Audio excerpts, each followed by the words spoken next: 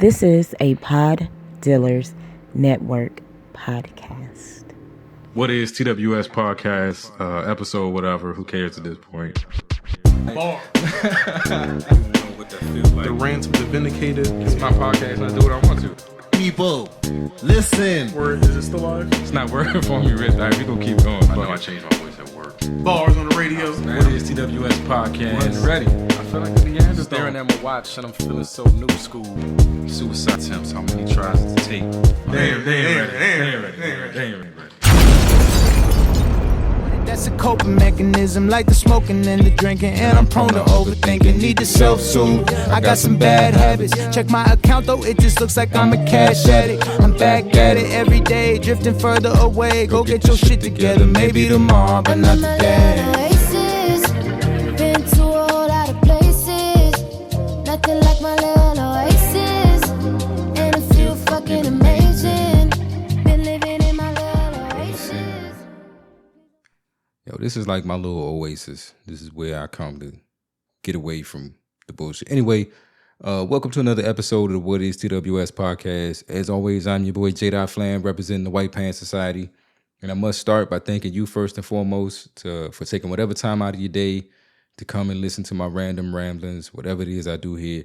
You could be anywhere else in the world, but you're here with me, and I do greatly, greatly appreciate that. Yeah, I've been on a real kick, man. That Russ album, like I said, Santiago, I don't even remember how long ago it was released. But yeah, that album has been everything to me recently. I really, between Russ and the Teddy Swims joint, I guess it's not helping my cause because two white boys. But whatever, it's dope music, it's dope music. I enjoy it. I decided to start with that one because I identify with the song a lot because it's about some of his bad habits in terms of substances or other things he may have addictions with that he uses as coping mechanisms. But that particular line, get your shit together, maybe tomorrow, but not today, because I got some great advice from somebody who very close to me that means a great deal to me about some things I could do with the show to try to make it more marketable and reach a broader audience, and some of it was just cleaning up the language and maybe staying away from certain terms and just talking about the things I could still be funny and relevant and all that other stuff without speaking as colorfully as I tend to do on this show. And I had every intention of let me try that out. Let me do an episode and just what I'm saying, I don't have to try so hard to say foul shit, but foul shit happens to me, and it happened to me this week, and I don't feel like there's a way I could discuss it without, being my normal self. So, fuck it, it is what it is. I got to do it anyway. Yeah, let's start with the Sheffield Leach report. Make sure I hit the right button. Let's hope. Out of Pepe. Yes, sir, I am, and proud to be. Yeah, man. So starting off this crazy couple of days it's been for me. I just had 48 straight with Sheffield Leach, which don't sound like a lot to you. I know that there are parents who are everyday parents. They had their kids 24/7. And for you to hear somebody had 4 days with their child and is acting like that was a stretch or that was too much for them, I know it sounds like bullshit to you, and I get it. It is bullshit. But if you only do 2 weekends a month, 48 straight is a lot. Especially with a kid who maybe used to dad being the cooler parent or the more chill parent. And so they tend to push boundaries and try to test limits. And, 2 days, a weekend or whatever, how many limits can they test? Or, there's some things that you could just let slide because it's not that big of a deal. 4 days, shit starts to get real. And we had that this weekend. But we'll start with the basic stuff. So, soccer dad. So anyway, I don't know what it is about the Pflugerville school district or whatever, but they fucked parents all the way over this weekend. So basically, I think they had something like professional development Thursday and Friday, and then Indigenous Peoples Day was Monday, So it was Thursday, Friday, Saturday, Sunday, Monday with the kids. And then they send like an email, like they send an email almost saying like, enjoy your long weekend. Motherfucker, you know you have these kids every day. You know that 4 days with these people is a lot. Like for 5 days, that's a 5-day weekend. I didn't get her until Friday. They dropped her off Thursday afternoon, so I had her Friday, Saturday, Sunday. Took her to work with me today. You people know what you was putting us through. Don't send an email. Send an email that says like, good luck, hope you survive, or, you know, sorry for the inconvenience, something. Don't be like, enjoy your week. You know I'm not going to enjoy it. You know that. You know that. You know we got to work. And now I got 3 days where I'm probably going to have to be at work that they're not. And got to figure some shit out. So just big fuck you to the Pflugerville Independent School District, because that was unnecessary. Like, I understand the need for the days off, but just be respectful when you send an email and don't send something like that, because that was borderline infuriating. So anyway, I get her Thursday afternoon. We spent Friday together. I have to work. She was real respectful about that. She chilled, did her own thing. You know, we had some good times. I think Friday going into Saturday. And then Saturday was the soccer game. And so we got to go way out to Georgetown. I wasn't happy about that. And then I don't check the weather report. And I've said this before, but Texas and the weather and their Segway game is just completely out of pocket. Texas don't know how to transition from one season to the next. It just is 105, it's 62. Like that's just what happens. And so I wake up Saturday. It's been high 90s all week. I throw on some shorts, a t-shirt. Luckily, I had forgotten to get like Gatorade for my daughter, so I had to step outside to go across the street to the gas station, pick up some Gatorade. So I walked outside and was like, oh no, this ain't the vibe for this kind of weather. Didn't really have time to change into some jeans or something like that. So I grabbed a hoodie or something for my daughter because I didn't have a jacket or something ready for her. And so I wrapped her up, take her outside, we're gonna go to the soccer. I get to the field, hoping that at some point in the trip, like it's gonna warm up. That didn't happen. So I'm freezing watching this soccer game. But it was a good game. It was a good game. The parents were all enthused because the kids are getting it now. Like they're understanding positions, they're passing, they're talking to each other. It was a dominant win. And I don't know that my little girl has been on the team that like dominated. We were watching the games at start and we're looking at the other team. I'm like, oh man, they're pretty good. And then next thing we know, 1 goal, 2 goals, 3 goals. I think they won like 4-1. It was crazy. It was a good time. Everybody was real excited. And Elise actually did participate. They keep her on defense. The coach knows better than to put her on offense. I don't know what you call the different sides in soccer, but she stays back and protects the goal. And she was getting involved and making some plays, but she stayed back there on defense. And, you know, she didn't score not one of the 4 goals. That's all I'm trying to say. But after the game was over, if you ask her, like and I think she and her stepdad and I were having a conversation that when the team is doing well, like she will participate when the team is doing well. If the team is not doing well, like she the first one to check out. Like as soon as she could tell that the game is not going their way, she's picking weeds and staring at butterflies and digging up her nose or whatever it is she does back there. But once she could see that the game is going well and the parents are excited, like now she wants to play. And she comes off the field and you would have thought she scored all 4 of the goals. Like she was just talking. I think I got her like Gatorade Fierce and she's like, I think it was the Gatorade. You know, I think it's called Fierce. And so I felt fierce out there. Like, look, like you did your thing, but don't do that. Like just, you know what I'm saying? Big up your teammates that actually won that game for it. I need to support her more in this soccer thing, but I haven't seen enough. I really feel like this should be the last season. We need to get her in an individual sport that doesn't require her to be a teammate, because from what I've seen, she sucks as a teammate. And that's just me being real. We've had conversations about it, about, you know, cheering for your teammates and stuff like that. Doesn't seem to be her thing. Like I guarantee you, If that score had been the opposite way, she would have damn near laid down on the field, just sat down in Indian style and started counting her toes or something. Like, I don't know. Like, she the first one that's going to quit on the team. But they played well, and so she felt like she could take credit for that. And so she was on one. You know, she had a good soccer game. She's feeling like she the best in the world at everything.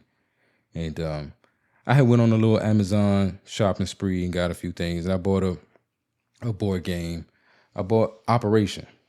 And I never played Operation as a kid. I was talking to my girl, my woman, and she was talking about she gets mad when I call her somebody, so I gotta fix that.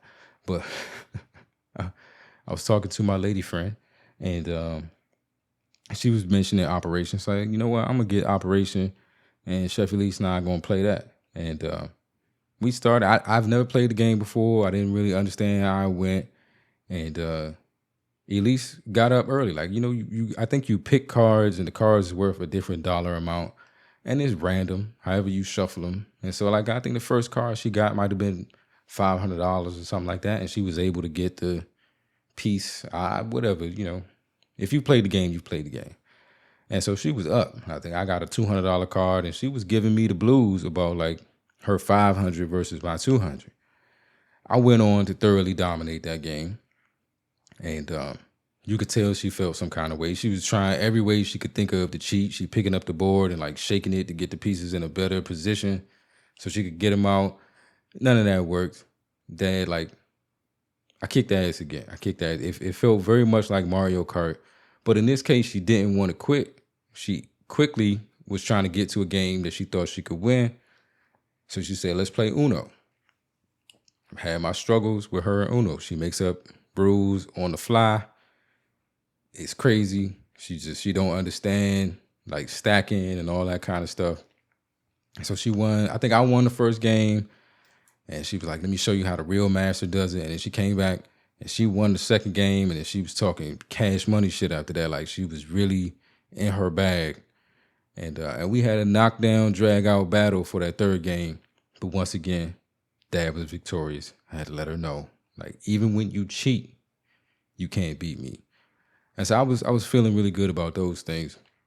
I think then we played tic-tac-toe, and that was thorough domination. So I've gotten over the fear of just like kicking my daughter's ass in these games. Like, she's going to learn to be a good loser at some point because she is a horrible winner. Horrible. So I can hear y'all judging me. Just understand you haven't been around this little girl. You haven't played a game with her. You don't know what it's like. Don't judge me. I have to do what I do. So maybe all of that, like maybe the bad karma caught up with me because I had to take her to work with me. That was just this morning, just today. Her mom picked her up from my job at the end of the day. So this is like my first taste of freedom in like 4 days. And I get it. If you have kids full time, you could give a shit about what I'm saying right now. But it's been a weekend. It's been an experience. But I have to take her to work with me today, which means I have to get up earlier because I have to get her ready to get out the house. Dad failed number one. You know, I let her be independent and, you know, wash herself up in the morning, put on her own clothes. She knows the routine. Wash up, lotion, deodorant, clothes, come downstairs. Let's get ready to move. And by the time she got downstairs, it was time to go. So I didn't really notice until we got outside that just ashiness was real. I can't seem to have a conversation with her about lotion. I'm trying to convince her that it's a good thing. Most of the time when she does come down and she's put on lotion, I tell her go back up and do it again. Like, I think I'm trying to convince her you can't have too much lotion, but she don't seem to get that. So I had to take my ashy daughter to work, which was I need to keep some lotion or something in my bag just in case. But I'm not thinking, because I don't do this on a regular basis. Like, when's the last time I had to take her out with my work, my work bag, my laptop bag to my job? Never. But she gets to my job and, I get her situated at my desk, trying to find some things for her to do. We go get some breakfast. I think one of the security guards there saw her come in and was very nice to her, gave us breakfast tacos out of her bag of breakfast tacos. Just Very nice, very dope. Shout out to Mel. I appreciate you. We having our breakfast tacos. We got some muffins and juice. We having a good old time. This is Dad's desk. I showed her my standing desk and how it goes up and down and everything. And she was very impressed. I got my whiteboard and she was drawing pictures. And eventually she got bored enough that she wanted to, pull out her tablet and play some games on the tablet. So I see her reach for the tablet and I said, oh, let me see that. I need to get you connected to the Wi-Fi. And then she immediately is like, nah, never mind. I don't want to play anymore. I'm like, oh, hold up. What is on the tablet that you don't want me to see? And she's like, nothing. I just don't want to play anymore. I'm like, bullshit. Like, I didn't use that word. But I'm just like, nah, can't play a player. I played this game before. What's on the tablet? And she turned into like the worst little white kid you could imagine. She was just like, Dad, I don't want to talk about it. And I'm like, I get that you don't want to talk about it, but I want to know what's on the tablet. I said I don't want to talk about it. I just don't feel like talking right now, Dad. And it's, and I'm at work, so I'm not ready to go where I want to go because I'm immediately on who are you talking to type time. But I feel some kind of way about doing that in the office. I don't know how she's going to respond, and if she starts getting loud or making a scene or crying or whatever. So I had to sit there. Now she's sitting at my desk, like trying to force herself to go to sleep because she's bored. She got nothing else to do. I'm not providing any additional entertainment because we need to talk about what's on this tablet. She's trying to fall asleep, but she's trying to fall asleep in a way where she's like guarding her backpack so I can't get to the tablet.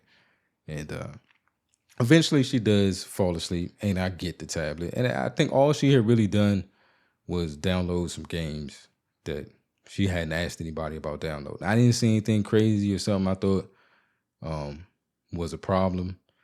But she really didn't want to talk to me about this. And this was like a whole day of not being able to do stuff. I work right next to this really cool kids museum called the Thinkery, which I wanted to take her to. And there's ice cream shops. There's all kinds of her favorite restaurant is there. And there's all kinds of stuff I wanted to do with her today that I couldn't do because she just decided to be an asshole. And I don't think that kids understand how much punishing them hurts us. I wanted to go have fun with my little girl and show her how cool my office is and the stuff that's around it and what we could do. And she took that from me. And it just messed up my whole day. Dealing with this little girl and now I gotta punish you, not because you didn't even do anything egregious. Downloading games on the tablet was not a big deal. That was a conversation we could have had.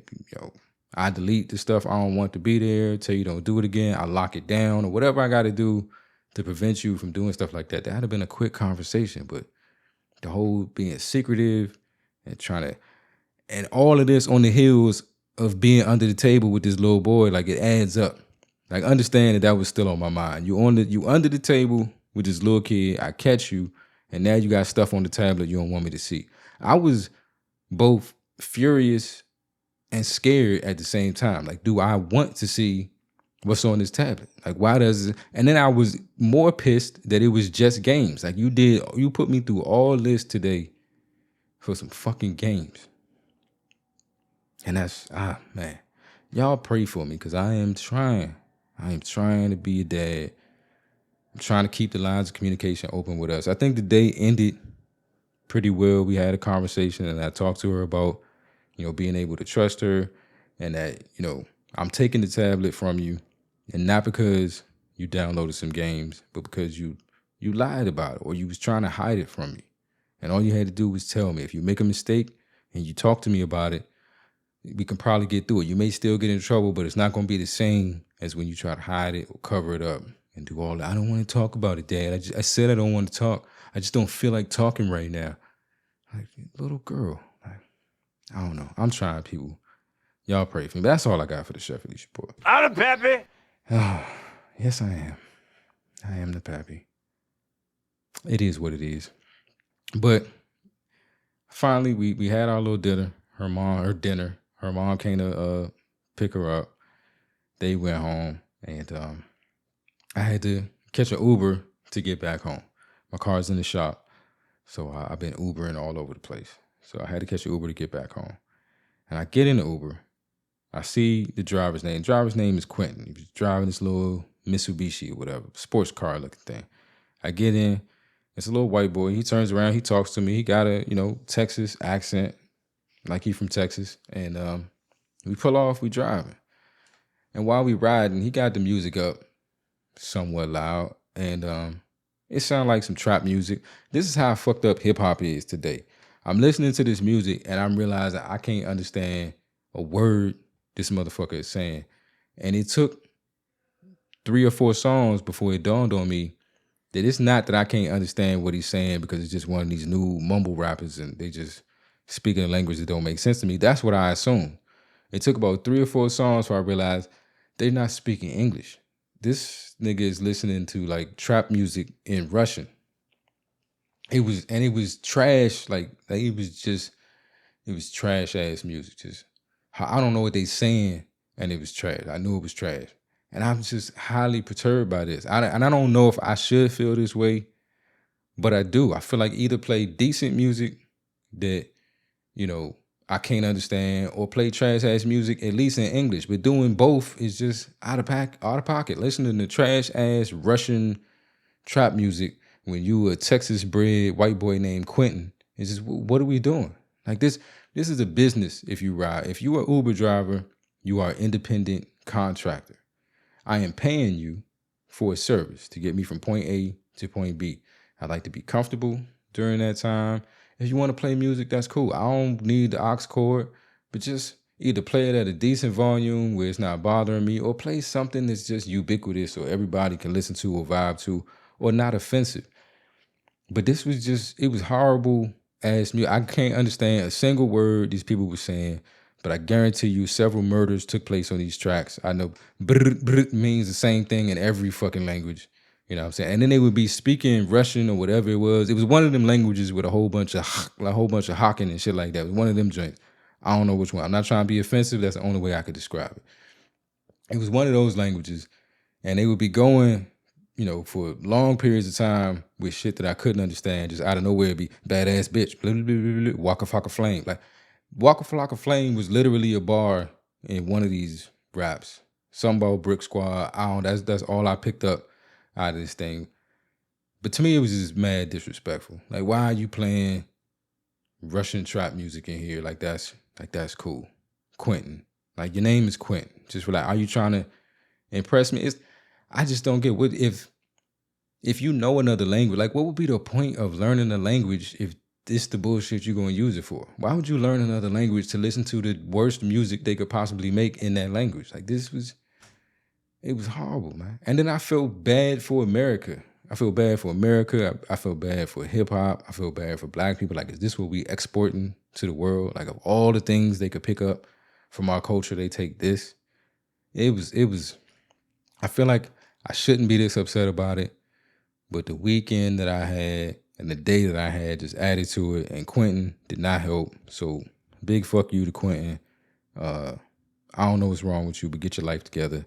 Find some better music.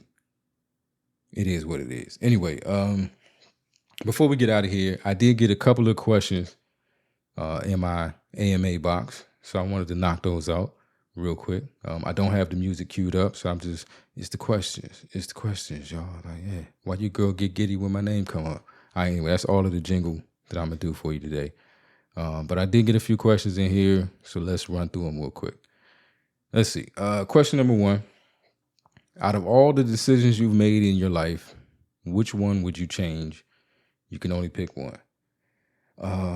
That's an interesting question. I had a mistake that I made today that I really wish I could take back. If I had to pick one, it's a weird question for me because I like where my life is right now, and I have to understand or come to terms with the fact that I wouldn't be in this particular situation if I didn't make those mistakes then. There's definitely some things I wish, I could take back or I wouldn't have gone through. But I don't know if I'd be the person that I am and able to appreciate and take care of the things that I have today if I hadn't lost the things that I had before, if I hadn't gone through what I had before. If I had to pick one decision that I made that I would change, that I don't think would affect the outcome, I really don't know. I probably wouldn't have. This probably would have affected everything. My life would be on a completely different trajectory. But I wouldn't have given up on school. I wouldn't have stopped performing in school. Like I missed out on a lot of opportunities, and I would be a lot further along in life if I had not just decided to rebel with the school stuff. So if I could take back the dumb teenager decisions about school, that would be it. Nothing humorous about that. It is what it is. Next question. And everybody wants to know this. Why did you decide to come off the porch? You seemed really adamant about being done with relationships. Yeah, I was very adamant about being done with relationships. There was nothing attractive to me about pursuing a relationship or being in a relationship anymore. I had done what I needed to do. I got married, got divorced, had a kid. I've had my encounters, flings, whatever, tryst, whatever you want to call them. I put the numbers up that I was happy with. And if I had to spend the rest of my life by myself, if you would have asked me that a month and a half ago, I would have told you, yeah, man, I'm good. I'm good. I think that, sometimes you run into something or someone that's too special to pass up.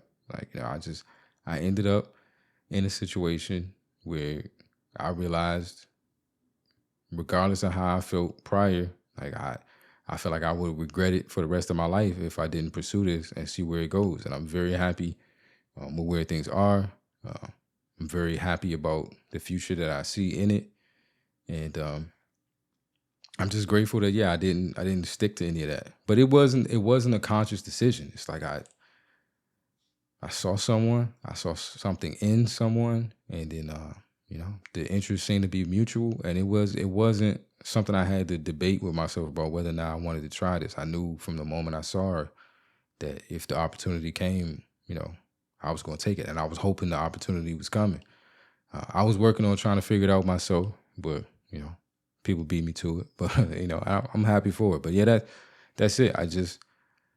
I hope other people don't fall into this trap. But I think there's definitely something out there that's trying to convince people that certain things don't exist, that love don't exist, that people don't believe in commitment, or that relationships can't go a certain way, or everybody's just out for this. And I think when you start believing that, then you can lose faith, or you're either going to decide to go with what you think is out there and be like everything that you're being told, people are doing, or you're going to decide to abstain. And that's where I was. I'd rather not play the game if this is the way the game is. And luckily, like I said, it would have taken God coming down and speaking to me himself. I think God decided, you don't make the rules about how I speak to you, but you'll know my voice when you hear it. And that's what happened. It is what it is. That's it. Last question. And this is a good one. What's wrong with 2 7-year-olds playing underneath a table? I know this is a trolling question, because I don't care how innocent you think it was, or I don't care how innocent it actually was. They weren't doing nothing under the table. They was playing with glow sticks. I don't give a rat's ass. My little girl do not need to be under the table alone with a little boy. Like, why were they looking for alone time? What do you need to be alone? You had a birthday party with other kids. Everybody's playing. What do you need to segregate yourself to this spot where you think people can't see you? Why do you need to be hidden? Why you need to be under the table? Why you need to be apart from everybody else? I don't care how innocent it may or may not have been. That is not where my daughter is starting at 7 years old. Because I know where that game ends. It's under the table today. It's behind the bleachers tomorrow. And I'm going to fight it for as long as I possibly can. I don't give a... We were at the soccer game, and I think her mother had not told her stepdad about this under the table situation. And then she was trying to downplay it to the stepdad, and she was like, "What's wrong with little kid?" Or they weren't doing anything. They were just under the table playing with glow sticks. And I'm not saying me and this dude agree on everything, but in unison, we say, I don't give a fuck what they was doing under the table. Get from under the fucking table. Maybe this is just a girl dad thing, a dad thing. You don't want your 7-year-old under the table. That's just not. If you start there at 7, where we gonna be at 12, 14, if you already used to hiding under tables with boys? No. Can't do it, won't do it, not on my watch. I don't care what you think. Anyway, that's all the questions I got for this week. If you would like to send me a question and get an answer, it does not have to be about me. It can be about anything. I got questions for everything. I got opinions for everything. You may or may not like them, but I got an answer. But you can submit your questions at whastws.com/AMA. Whastws.com/AMA stands for Ask Me Anything. It's anonymous. I can see your IP address. That's about it. I'm not spending the time trying to figure out who you are. Don't worry about it. Ask me anything anonymously. I will answer it here on the show. But with that said, I appreciate y'all rocking with me today. Check out the merch store, whastws.com/store. I think that's the URL.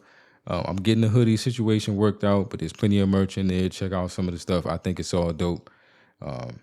Help me send Chef Elise to boarding school, because between this tablet situation and this little boy under the table, we might need to, we want to segregate her all right. She won't be somewhere with the nuns. She keep fucking around with me. But until we speak again, y'all be safe, be easy, be the light. And know this, if you know nothing else, trap music is trash in any language, and I fucking love you. Holla. Last call for alcohol. Yeah. If this is it, like if this is the last joint, if this is the last hurrah, it's the last call for alcohol, baby. I gotta say, whether you knew it or not, it's pretty much at the finest bar establishment, the finest spirits and libations y'all could have had, baby. You might realize it now, you might have realized it back then. You might realize it later. Love.